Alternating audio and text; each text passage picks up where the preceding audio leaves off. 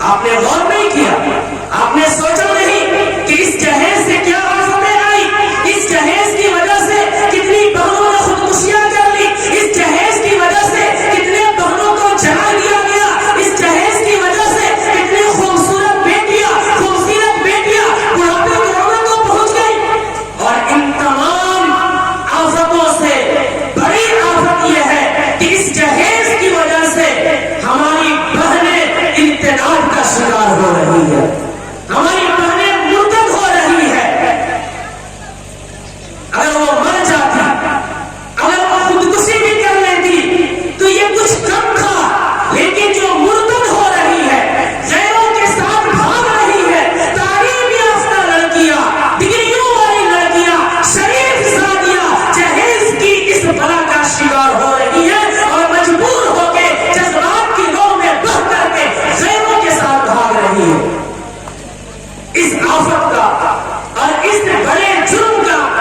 سبب کون ہے؟ یہ ہمارے معاشرے کا جہیز ہے، یہ ہمارے وہ نوجوان ہیں جن کو اللہ نے طاقت دی، قوت دی، اللہ نے علم دیا کہ یہ محنت کر کے پیسے کماتے، لیکن یہ دنیا کا ایسا حریص بن گئے، ایسا لالچی بن گئے، ایسا بھکاری بن گئے کہ جہیز کے نام پہ ایک باپ سے اس کی بیٹی کے ساتھ 40 سال کی پراپرٹیز بھی اینڈ لیا کرتے ہیں۔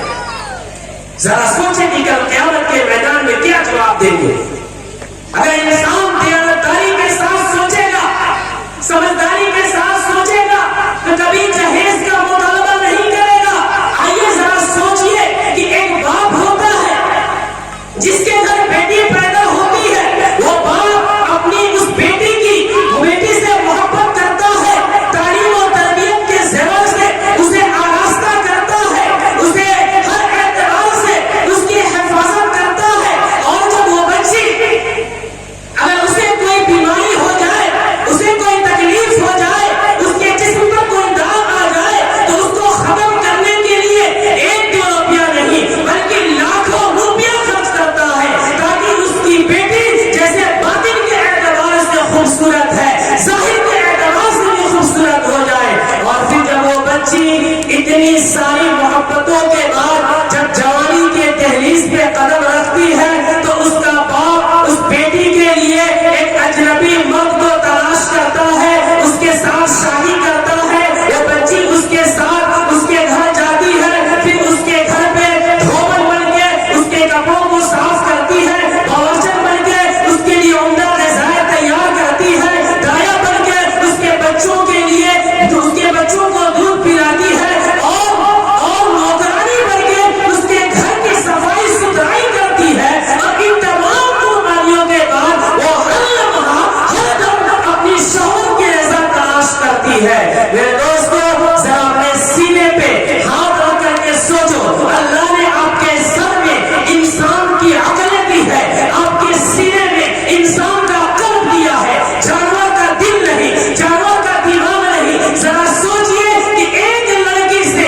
اتنے سارے مفاد وابستہ ہے، پھر کس میں غیرتی اور بہیمیت کے ساتھ ایک انسان اس لڑکی کے باپ سے جہیز کا مطالبہ کرتا؟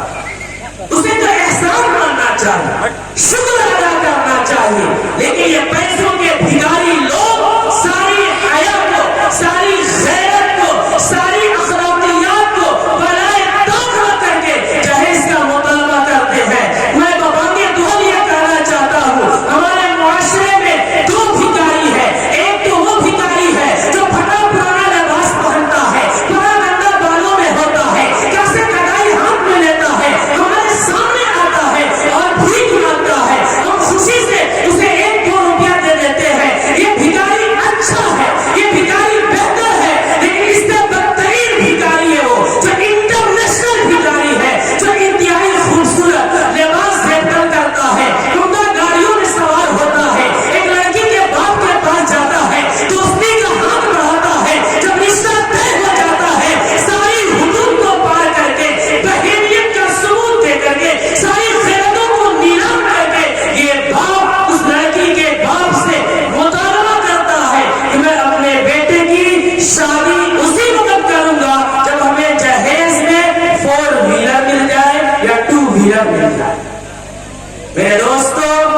میرے دوستو یہ کس اعتبار سے درست ہے؟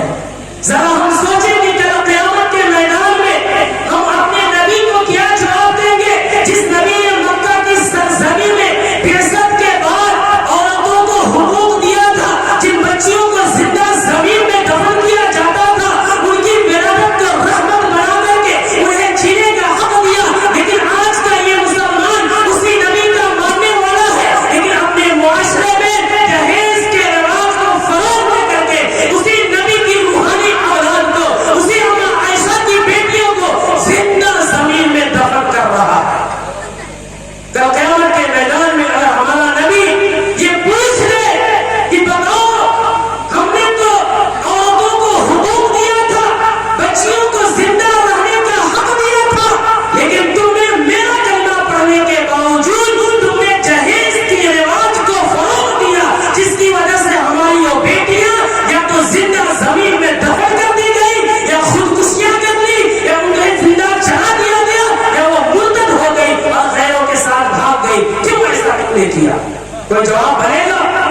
کوئی جواب نہیں بنے گا. اس لیے میرے دینی بزرگوں، میں بات کر رہا تھا کہ وہ نوجوان جس نے اپنی جوانی اللہ کی عبادت میں گزاری ہے، وہ نوجوان کل اللہ کے عرش کے سائے میں جگہ پائے گا. اس لیے یہاں ہمارے نوجوان بھائی بیٹھے ہیں، یہ تہیہ کریں کہ ہم کسی بھی حال میں کتنوں تعلیم حاصل کر لیں، کتنوں ڈگریاں حاصل کر لیں، کتنوں پیسے حاصل کر لیں، کتنوں خوبصورت گاڑیاں خرید لیں، کتنوں عالیشان عمارت کی تعمیر کر لیں، لیکن ہم ہرگز کسی باپ سے جہیز کا مطالبہ نہیں کریں گے.